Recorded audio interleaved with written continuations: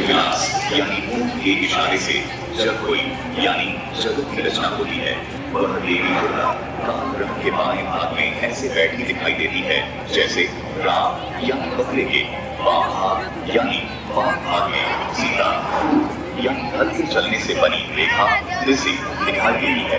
दर्शकों, संस्कृत में राम का अर्थ बकरा और सीता का अर्थ ऊंट भी होता है, लेकिन मूल संस्कृत में लिखा है कि राम बाम सीता सोई, यानी स्पष्ट है कि राम के वाम भाग में सीता जी बैठी दिखाई देती है। विचारणीय विषय है कि राम के वाम भाग में ऊंट कैसे बैठेगा।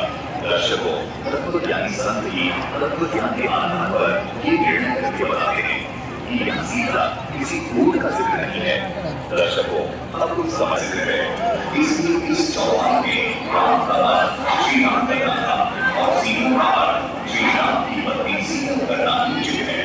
इसी प्रकार ऋग्वेद मंडल नंबर 9 सूक्त नंबर ये कवि काशी चुला कबीर कैसे हो सकता है। द्वारा आपको वेदों में वर्णित परमात्मा के लक्षणों से रूबरू करवाते हैं और प्रमाणित करते हैं कि वो सभी लक्षण किस प्रकार काशी वाले उस चुलाहे पर पूर्ण तौर पर खरे उतरते हैं जो वास्तव में सृष्टि का रचनाकार है, जिसका नाम कबीर अर्थात कबीर साहिब है।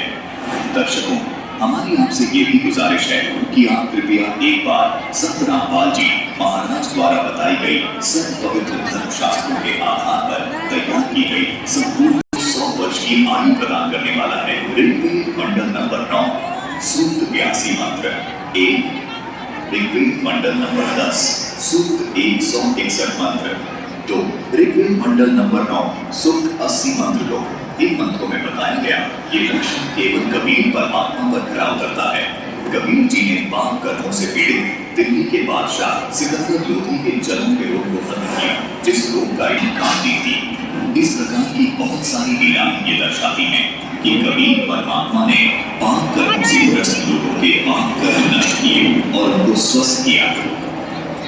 लक्षण नंबर 2 परमात्मा को मोक्षदायक है। ऋग्वेद मंडल नंबर 10